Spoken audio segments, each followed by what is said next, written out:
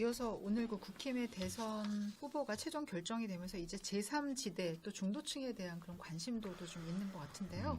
역대 선거와 다르게 여야 후보에 대한 비호감도 때문에 뒷말이 무성한 이번 선거 특성 때문인지 뒤늦은 출발에도 불구하고 안철수 그리고 김동연 이 두 분에 대한 관심도가 남다른 것 같습니다. 심지어 이들과 연대한 복잡 다단해진 대권 지형에서 유리한 고지를 선점할 수 있다는 이런 전망까지 또 나오고 있는데 이 부분은 대표님 어떻게? 심상정이라는 사람이 그렇게 얘기했어요. 어떤 놈이 덜 나쁜 놈이냐. 덜 나쁜 사람을 대통령으로 뽑아야 되는 이런 선거. 이거 옳지 않다 이런 생각을 하고 있죠.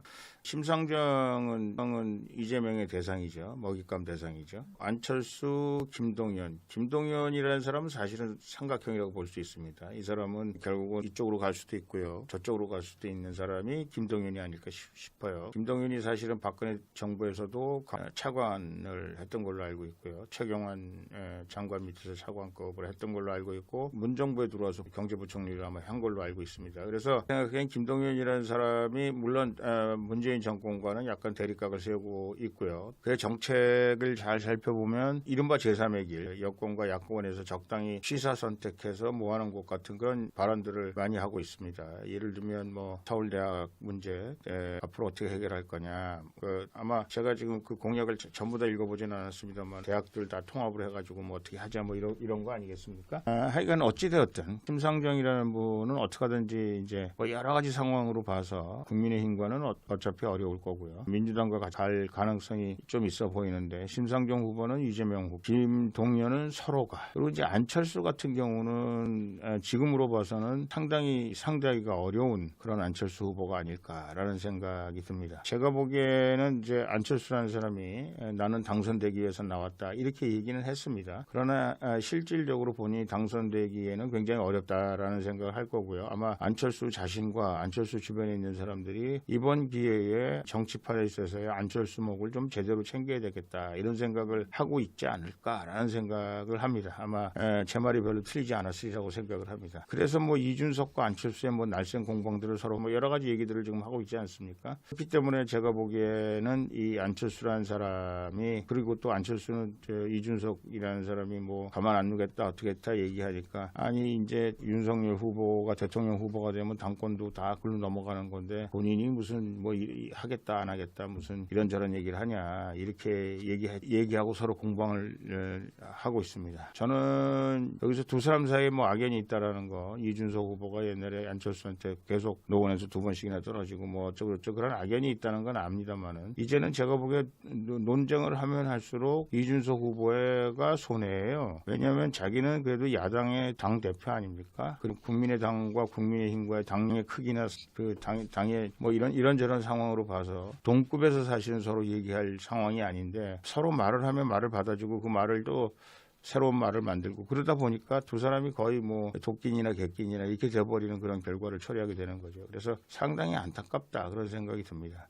제가 보기에는 윤석이라는 사람이 바보가 아닌다면 제가 보기에는 안철수와의 어떤 형태로든지 간에 대선을 같이 치를 그런 생각을 가지고 가지 않을까라는 생각이 들어요. 우선은 안철수 후보에게 무슨 먹잇감을 넘겨줄 것인가 그런 생각을 해야 되겠죠. 안철수라는 분이 어떻게 하든지 먹잇감을 줘야 되는데 제가 여러 번 말씀을 드렸잖아요. 제가 이 정책 마인드를 가지고 안철수를 서울시장을 주든지 부산시장을 주고 그다음에 국힘당에서 하나 국민의힘에서 하나 뭐 이렇게 해서 서울과 부산을 나눴으면 훨씬 좋았을 텐데라는 말씀을 제가 드린 적이 있잖아요. 제가 보기에는 지금도 늦지 않았다. 저는 그렇게 생각합니다. 물론 지금은 국민의힘에서 서울시장과 부산시장을 가지고 있는 상황이기 때문에 제가 보기에는 안철수 후보에게 오파할 수 있는 게 별로 없어 보이긴 합니다. 그러나 예를 들면 종로 같은 경우가 남아있지 않습니까? 종로나 서초가 남아있어요. 그래서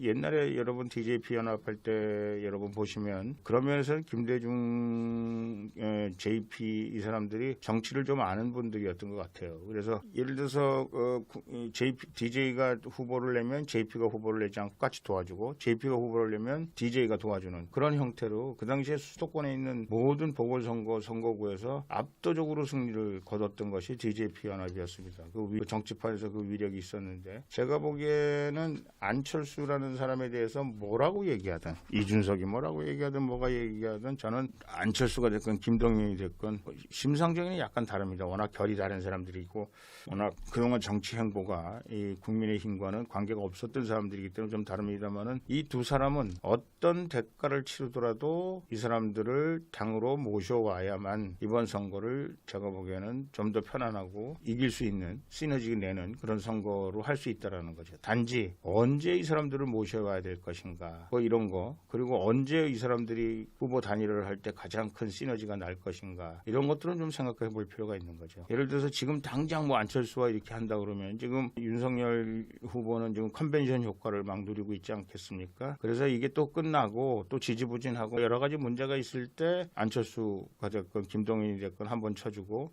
또 안철수가 한번 쳐주면 더 굉장히 좋다라는 말씀을 제가 드리고 싶고요. 지금 이 캠프 진행하는 거나 이런 걸 보면서 전문가적 입장에서 보기에 하여간 여러 가지로 좀 안타깝고 걱정스러운 점이 많은데 하여간 그거는 제가 드리는 말씀을 근거로 하면 제가 사실은 이 나폴레옹에서 여러 가지 정치에 대해서 현안에 대해서 뭐 이런저런 얘기들을 많이 말씀드렸는데 제 말을 잘 들은 것처럼 행동할 때는 굉장히 성공적이었고요. 제 말을 잘 듣지 않는 것처럼 했을 때는 상당히 어려운 길을 가게 됐다라는 말씀을 제가 드리면서 제가 이것도 정말 그 애정어린 충고다라는 말씀을 드립니다. DJP 연합할 때 말이죠. JP라는 거는 결국은 대통령 당선에 도움이 되는 아마 내가 보기에는 5%에서 10% 남짓밖에 되지 않았을 것이다. 그렇게 생각을 합니다. 그러나 이 10%가 만약에 이 5% 10% 힘밖에 안 되는 그러나 중요한 건 이 사람들이 없으면 정권 교체를 안정되게 할 수 없었던 상황이었고요. 그래서 정권 교체를 하게 되면서 이 DJ가 강력 50%를 줘버렸어요. 총리를 줘버렸어요. 그리고 모든 이른바 청와대 총리실에서 정할 수 있는 자리에 예를 들면 무슨 전력공사 사장, 뭐 언론재단 이사장, 뭐 하여간 등등에 50%를 줘버렸어요. 저는 이게 DJ가 그 대통령을 할 수 있었던 가장 큰 원동력은 여기서부터 나왔다. 저는 그렇게 생각하거든요. 그러니까 그 뭐 한 줌밖에 안 되는 저놈들 뭐 이제 뭐 안철수 저놈 저거 해서 뭐 하냐. 뭐 김동연 뭐 저 제3자 저거 뭐 하냐. 아닙니다. 유세 도중에 홍준표라는 사람이 했던 여러 가지 얘기 중에 하나. 바다는 어떤 물도 마다하지 않는다. 안철수 김동연이 됐고 그 사람들이 온다고 올 수 있는 가능성을 만들어주고요. 그 사람들이 온다 그럴 때 아주 융숭한 대접을 해서 그 사람들을 모셔와야 된다. 저는 그렇게 생각합니다. 그래서 뭐 예를 들어서 최고의 좋은 방법은 뭐 김동연이는 서초해주고 뭐 안철수는 저 종로해주고 이렇게 해서 시너지를 내든지 이렇게 시너지를 낼 수 있는 선거를 한다면 제가 보기에는 이번 대선에 굉장히 이 두 사람과 같이 힘을 합쳐서 선거를 치를 수 있다면 윤석열 후보에게 더 많은 기회가 있으리라고 생각합니다. 후보가 다 지금 망라된 게 아니고요. 또 후보가 한두 사람 더 나올 수 있다 생각하는데 말하자면 후보가 나올 수 있는 가능성을 보면 제가 보기에는 박근혜 대통령과 박근혜 대통령이 홀대받은 거에 대한 섭섭함 그리고 국민의힘 대통령 탄핵에 대해서 좀 소홀하게 생각하는 그런 섭섭함 이런 것들과 또수를 해서 뭐 윤석열 후보 예를 들면 박근혜 대통령은 물론이고 100여 명이 넘는 보수 우파 인사들 박근혜 대통령 인사들 감옥 보내고 뭐 5명이 뭐 목숨 잃고 뭐 이런 얘기들이 있지 않습니까? 그래서 이런 사람들을 견인해야 되는데 이 사람들 견인이 안 되면 이 사람들이 또 죽자고 나올 그런 가능성이 있다라는 생각이 들거든요. 그래서 제가 보기에는 최소한도 지금 나와 있는 두 사람과 앞으로 예견되는 이런 사람들을 윤석열이라는 사람이 어떤 희생을 치르더라도 대통령 되는 사람 입장에서야 뭐 뭔들 못하겠습니까? 뭔들 우파를 못하겠어요? 그런 걸 통해서 제가 보기에는 그러니까 야권 후보를 총망라해서 윤석열이 대표로 이번 선거를 치른다. 이렇게 하는 것이 저는 이번 선거의 필승 카드라고 생각합니다.